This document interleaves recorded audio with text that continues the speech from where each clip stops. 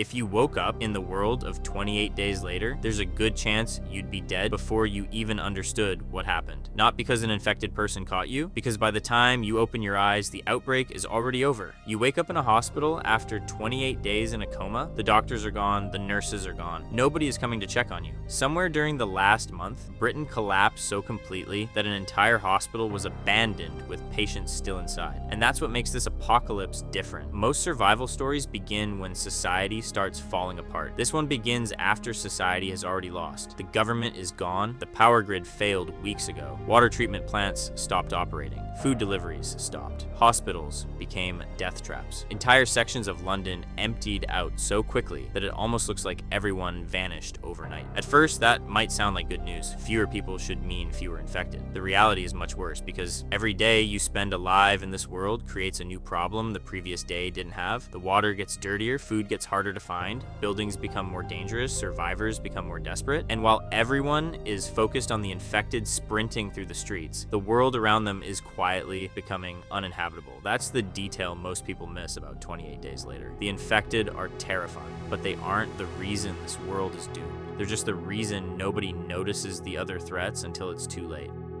Today, we're breaking down exactly why you wouldn't survive 28 days later. And the deeper we get into this world, the more obvious it becomes that the infected are only the beginning. Here's the thing most people miss about day 28. It looks peaceful. Empty streets, abandoned cars, stores with their doors still open, no screaming, no fires, no chaos, just quiet. That quiet is a trap, because what you're looking at isn't just the absence of people. It's the aftermath of 4 weeks of infrastructure collapse. And that collapse is still happening around you invisibly right now, in ways that are already killing you before you understand what's going on. In less than 4 days from the outbreak, London has no power grid. And most people's first response to that is, okay, so no lights, no heat, uncomfortable but survivable. But here's what that actually means in practice. No power means the water treatment plants stop running. No water treatment means the tap water is becoming more dangerous every day. By day 28, drinking from a London tap is one of the fastest ways to die in a world that already has a lot of fast ways to kill you. And most survivors who figure out that the infected are lethal never figure out that the water is lethal too, until they're already sick. But the worst part isn't even that. Without refrigeration, anything that wasn't canned is rotting. Without sewage systems, the waste from millions of people who died in place is accumulating in every closed building. Without ventilation maintenance, the air quality in spaces that seem like good shelter is actively degrading. You're not walking into an inconveniently quiet city, you're walking into a slow motion public health catastrophe that has had 4 weeks to compound. And then there are the bodies, 67 million people, most of them dead in the first week, in apartments, offices, schools, subway cars, hospitals. 4 weeks of decomposition. The diseases that breed in those conditions, or cholera, typhoid, dysentery, are exactly the diseases that killed most of humanity before modern sanitation existed. Modern sanitation has been offline for a month. Here's the survival math nobody runs. If you somehow survived the initial rage outbreak and you're trying to stay in or near a major British city by day 28, you're now fighting the infected, the water, the decomposition, the food shortage, and the secondary disease environment simultaneously. And you probably know about one of those threats. Jim walks out of that hospital and he sees empty London. He sees the infected as the threat. The rest of it is already working on him. It's already working on you. Now let's talk about the thing you can actually see and why it's gonna kill you faster than you expect. If your zombie survival plan is based on The Walking Dead, you've internalized a set of assumptions that feel solid and will absolutely get you killed here. Slow movement, noise as a tool, time after a bite, barricaded buildings as real defensive positions. You've been building this mental playbook for years and almost none of it applies. The infected in 28 days later are alive. Fully functional human bodies running on pure, uncontrolled aggression, burning through every calorie they have in sustained maximum output physical activity. They sprint, Not shuffle, sprint. And they don't slow down the way you slow down. They don't stop unless something stops them. They chase at full speed until either you're dead or they've physically collapsed from the starvation that's been building since they turned. That alone breaks most of your planning. But here's the detail that breaks all of it. The incubation window is 10 to 20 seconds, not hours, not overnight. 20 seconds from a drop of infected blood in your eye, not a bite, just splatter during a fight, to full conversion. Less time than it takes to register what just happened. Think about what that means in practice for every scenario you've imagined. The barricade a building and hold it strategy only works if there's nothing already inside it. And here's where it gets specifically dangerous. Rage infected at rest in low stimulation environments between aggressive episodes look exactly like dead bodies. No growling, no twitching, no visual difference. The act of checking whether they're dormant or actually dead requires getting close enough to trigger them. You cannot inspect your way to safety. The inspection is the trigger. The lure them one direction, go around strategy. You're not redirecting a manageable group.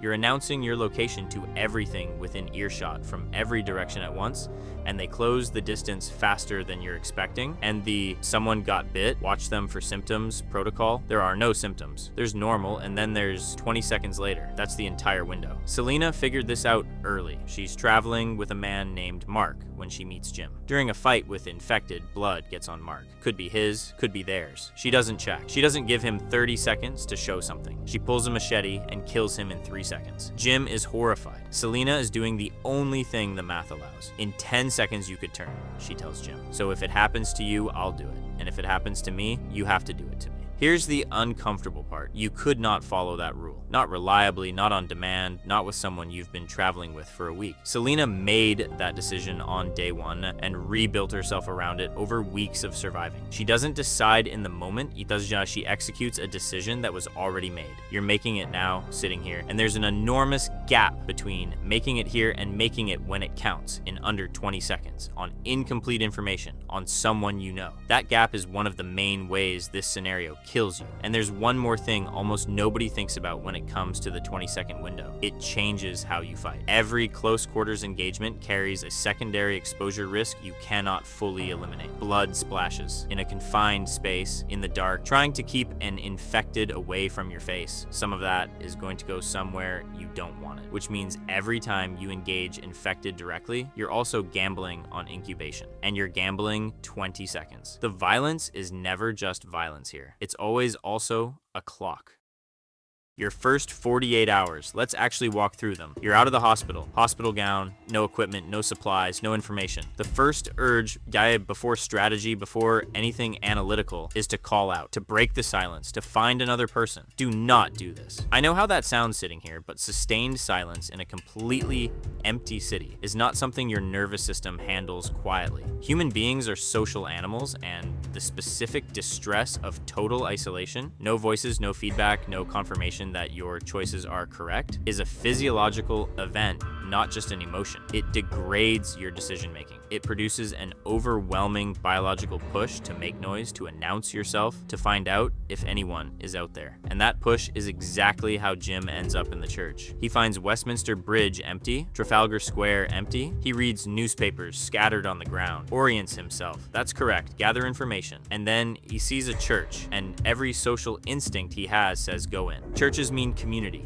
shelter, other people. That association is 28 years deep in him. It's the same in you. Inside, he finds people slumped in pews, dozens of them, perfectly still. He moves toward the altar, touches a priest, says hello. Every infected in the building wakes up simultaneously. There's a detail almost nobody picks up on here. Jim had no way to know they were infected and not dead. Dormant, rage infected, at rest in a low stimulation environment look like corpses. There are no warning signs. The only way to check if a body is dormant or actually dead is to get close enough to trigger it. Jim didn't make a stupid decision. He made a human one. The church is full of what look like bodies, and he's checking if anyone's alive. The act of checking is the same as the act of waking them. He survives because a fence gap is narrow enough that they can't follow him through fast enough. One architectural accident, that's his margin. Weeks later, now with Selena, Frank, and Hannah, they're driving north in a black taxi. They hit a flat tire in a highway tunnel, underground, concrete corridor, pitch dark at one end. Jim moves to check something and makes accidental noise. Metal on concrete, not loud, not careless, just the normal sound of a person moving through a dark space without perfect spatial awareness. From the far end of the tunnel, you hear it start, that wet, layered, accelerating sound of multiple bodies running on concrete in the dark, getting louder, faster than makes physical sense. They make it into the locked cab by 3 or 4 seconds, not by tactics, by geometry. They were fractionally closer to the car than the infected were to them. Move the flat tire 50 feet deeper into the tunnel, and that's a completely different film. Here's what matters about that scene. The noise Jim made was genuinely